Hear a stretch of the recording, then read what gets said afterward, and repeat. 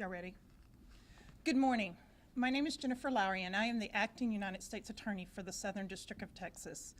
We are here today to announce the unsealing of 4 indictments that charge 43 people in the United States and Mexico with violating federal drug trafficking laws and money laundering laws.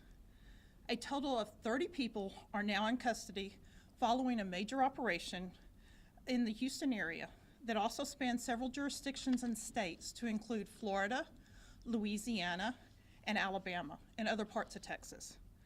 The arrests are the result of a 20-month OCDF operation, Operation Knock.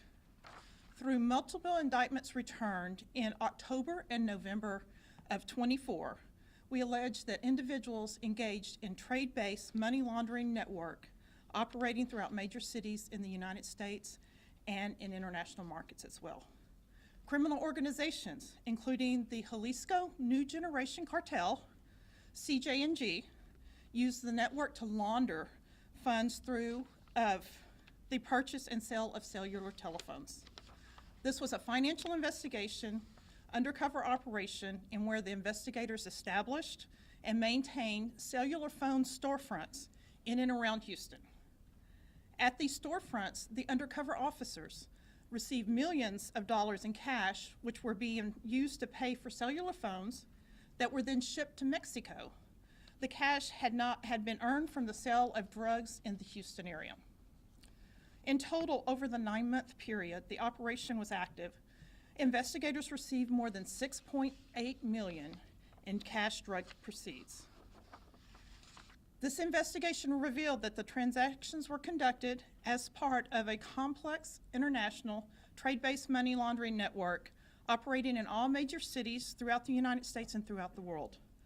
The network was being used by the CJNG and others to launder their illicit proceeds through the purchase and sale of cellular phones. In effect, these Mexico-based cell phone vendors received loans of the U.S. money using drug proceeds, in which they then repaid in pesos after selling the cellular phones to legitimate customers. As we have stated previously in previous press conferences, the CJNG is one of the most violent and dangerous drug cartels operating from Mexico. One of the defendants is a top CNG commander, Francisco Jaramillo Valadinos, aka Chico Jaramillo. Also charged are 6 other Mexican residents who took advantage of the trade-based money laundering network to buy cellular phones with drug proceeds in the United States. A 7th Mexican resident has not been identified and was charged as Fanu Lanu or Josito. 2 defendants, Nabil Akbal and Ashid Kasara, owned and operated cell phone stores in the Houston area and were active participants in the trade-based money laundering network.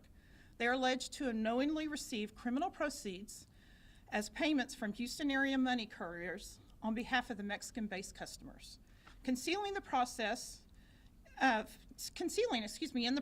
nature, source, and destination of the drug money earned in the greater Houston area. In total, law enforcement seized from Operation Knock targets approximately 754 kilograms of cocaine, 111 kilograms of methamphetamine, 6 kilograms of heroin, 4 kilograms of fentanyl, 588 kilograms of alciparan, and over $3.2 million in cash proceeds and cash drug proceeds. But none of this could be accomplished without our partners standing with me here today. It was a true team effort for this arrest and for this type of investigation. Thank you.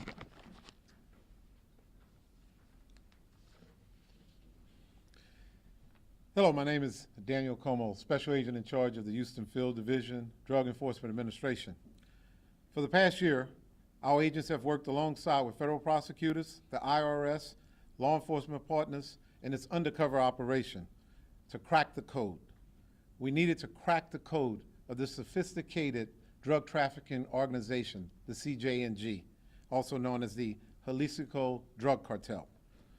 The cartel, they would bring their drugs in from Mexico, sell their drugs here in the United States, then turn that into money, to cell phones, back to Mexico for money in Mexico for the drug cartels. It was very sophisticated how they were doing it, but we cracked the code. Not only did we crack the code, we went undercover and we got down and dirty with them and created cell phone stores that they did not know it was us, law enforcement. We took their money, we helped them, and now they're going to jail and they will pay for it.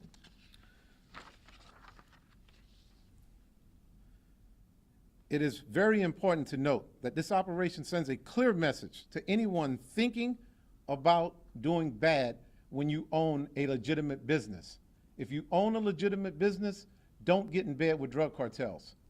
If you get in bed with drug cartels, understand that when you go to sleep, it could be us knocking at your door at 6 in the morning. This type of illicit activity funds the drug cartels. Money keeps drug cartels going. We are here to take their money and to arrest them. Thank you. Good morning. I'm Lucy Tan, Acting Special Agent in charge for the IRS Criminal Investigation, Houston Field Office. This indictment and the arrest this week are part of a broad effort that includes IRS Criminal Investigation's commitment in helping take down drug cartels and organized crime.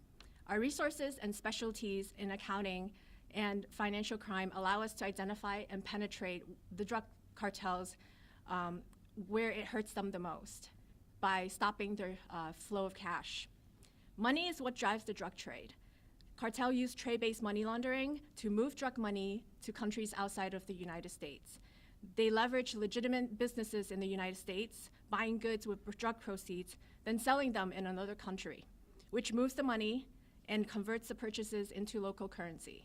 In this case, the Jalisco Generation Cartel used cell phones as a commodity, buying and selling cell phones at prices agreed upon by Mexican money launderers who work closely with the cartel. The cell phones purchased in the United States are shipped to Mexico, where they're sold, and now the goods, the proceeds are now in pesos, are given to the cartel. This moved the drug money and converted it into Mexican pesos. IRS Criminal Investigation is the law enforcement arm of IRS.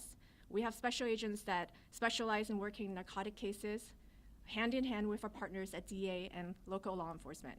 We're part of the Organized Crime Drug Enforcement Task Force initiatives like High Intensity Drug Trafficking Area. We do investigate tax crimes, which, by the way, tax season starts Monday. Our expertise in accounting and finance allow us to investigate crime at their core, particularly those driven by money and greed. Greed drives the criminal behavior we see in the drug cartels, and when you need experts in uncovering greed and tracking money, we are the experts. Thank you. Are there any questions? Can you just go over again how many people were arrested and where are they now? Were they sent back to their home countries? Are they in custody?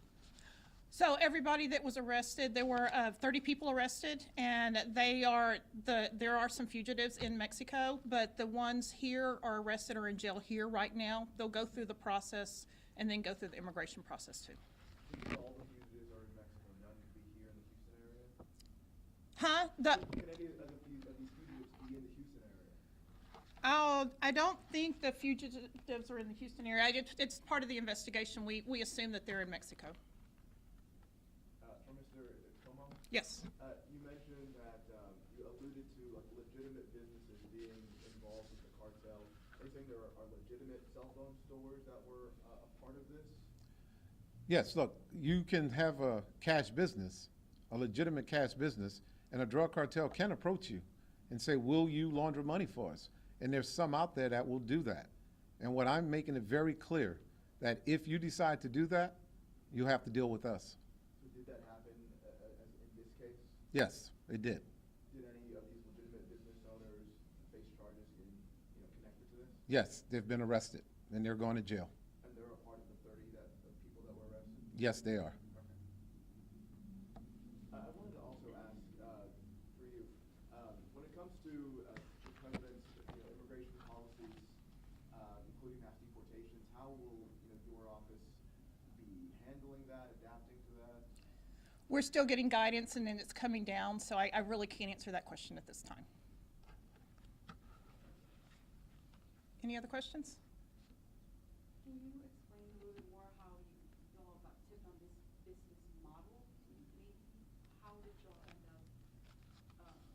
finding out they were doing this?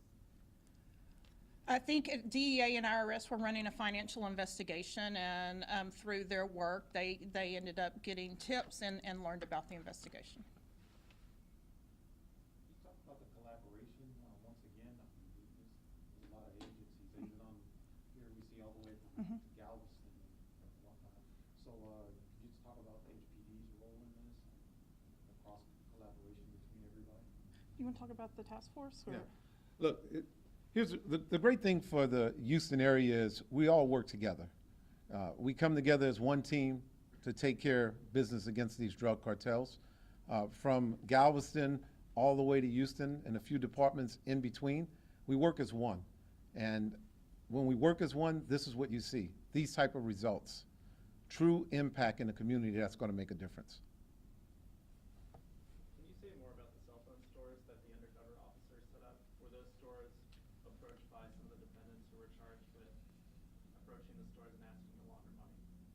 Yes. So, look, we did it we watched how they were doing it from our investigation, and we set up exactly what they wanted and what they felt could further them laundering money back to Mexico. So, look, undercover is undercover. When we go under, you never know who we are, where we are, or how we're doing it. And this is the results. What part of town were those stores in? We have all the locations, and we'll give them to you guys. Would you happen to have someone in Spanish, Spanish speaking? Yes, we can take care of that. Any other questions? Thank you for y'all's time today. We really appreciate it.